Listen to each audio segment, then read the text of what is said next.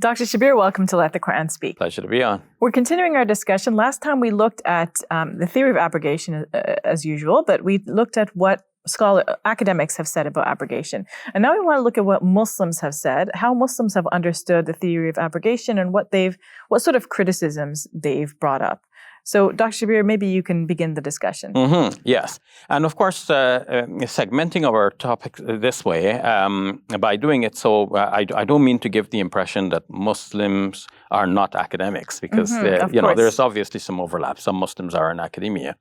A modern Muslim scholarship builds on, if it's true scholarship, it builds on what was there before. I mean, when you did your doctorate, you have to show how your ideas are building upon the ideas of previous scholars. You have to first master that domain, and then you find a niche, something that has not been properly studied or discussed, and you feel that you can make an addition to the field of knowledge as left by previous PhDs. And then you put forward your dissertation. So in a similar way, modern scholarship builds on what was there before.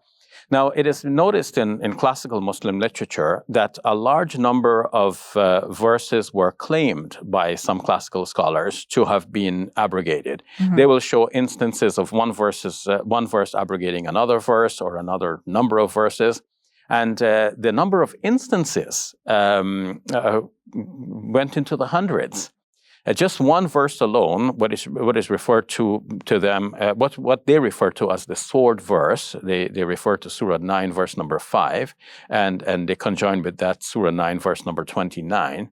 And they say that these two verses, or sometimes just the first of the two by itself, abrogates more than 100 verses. Which other verses? Because they say that this verse, Surah 9, verse number 5, calls for fighting the enemy. And whereas, they say, there have been umpteen numbers of verses, hundreds of verses, which call for peaceful dealing with the others, kindness, and so on. They say that this verse about the sword, taking the sword in hand, cancels all of the previous verses that deal with kindness and living in harmony and so on.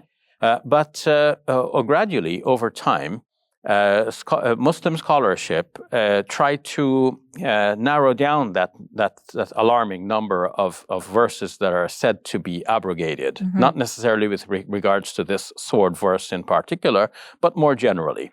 So Imam Al-Suyuti, who was the subject of my doctoral dissertation, he wrote in the Middle Ages. He died in the year 1505, if I recall now. It's been some years since I did my PhD.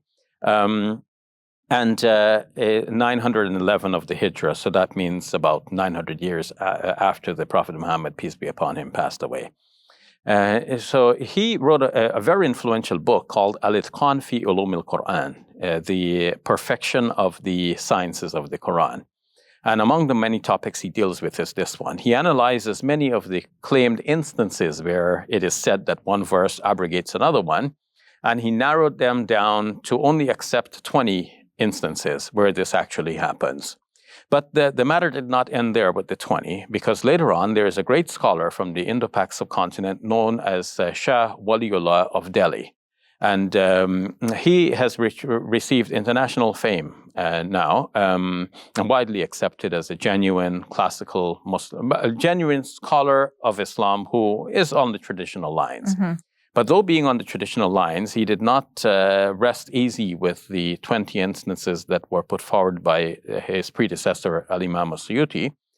He, in his book, Al-Fawz al-Kabir fi Usul al-Tafsir, which means something like the great success in the principles of exegesis of the Quran. In that book, he analyzed these 20 cases, and in the end, he could only accept 5 of them. Now, the scholarship continues, and now examining even these 5, you have scholars like Taha Jabir Al-Alwani, the late scholar, may God have mercy on him. He was the chief scholar and head of IIIT, which is International Institute of Islamic Thought. He wrote many books, mainly in Arabic. Some of them have been translated into English. He gave Arabic talks.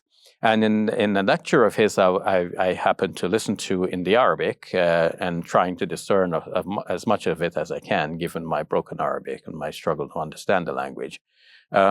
He was saying that the Quran is absolute.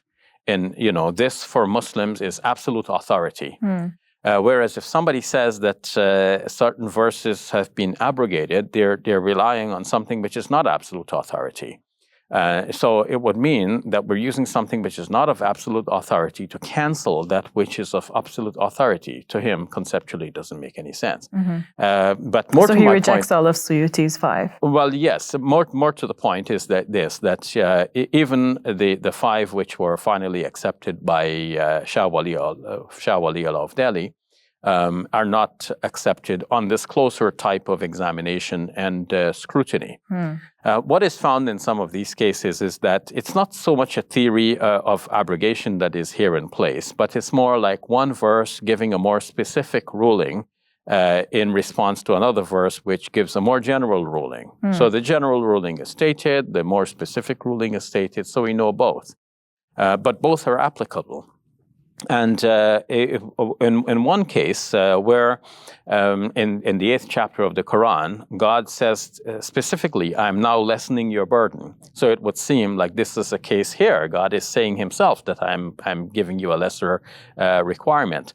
But even here, when we look at the verses more carefully in the 8th chapter of the Quran, basically the one verse is saying, look, if you are confronted by the enemy, stand firm, because one of you is, able to withstand 10 of them.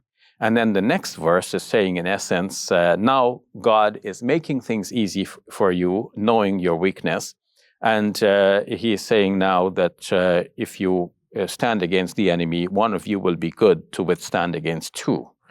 So the ratio is now different. And this has been cited in the classical literature as a good example to show that God is admitting that he is giving a different ruling here. But one can respond to this by saying that this is not like the classical view which says that we'll find a verse in another place which, because the two are together, and it shows a continuous discourse. Moreover, when we look in detail at this continuous discourse, we can say that the first verse is exhortative, and the second verse is legalistic. And there's a difference between exhortation. Like, you have in the Gospels Jesus saying, if you have faith, you can say to this mountain, get up out of your place and move, and the mountain will move. Well, nobody expects this to happen in practice. It's exhortation. It's telling you about the intensity of faith and the ideal sort of faith and how God can actually answer your call. But we know it's not going to happen in practice. In a similar way, we can say that the first verse, which is saying that, you can withstand 10, is exhortative. It's telling you, look, hold your ground no matter what the circumstance, because even if there's 10 against 1, you have faith, God is with you, you will overcome the enemy. But then when it comes to the legality of the matter, if a Muslim soldier is in battle, like all armies have their legalities, and you have TV shows which, they show the military having their own courts, and they judge their soldiers according to military rule. So they're not judged in the ordinary courts. So in the military court of Islam, it will be ruled that if one is in the battlefield, he cannot leave the battlefield. He cannot leave his position, because if one leaves his position, he will endanger his troops.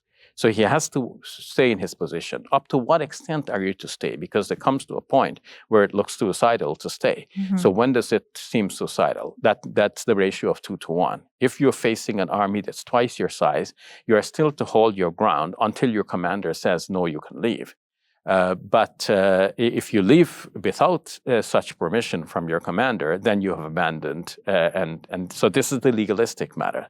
So exhortation, you can withstand 10. But legalistically, you're only required to stay in your position if the army is up to double your size that is attacking you. So in this case, it's not the case of one verse canceling the other. It's still that both verses still properly apply. Do they need to be interpreted together? Yes, they need to be interpreted together. And fortunately, in this case, the two are together in the same place, one verse just following immediately after the other. Thank you for that, Dr. Shabir. Next time, we'll do a recap of this entire series. It's been quite a few weeks that we've been discussing it, so we're going to pull all the threads together and let people know your final conclusions. Sure. If you enjoyed this video, click like and subscribe. And please donate to support our work at QuranSpeaks.com.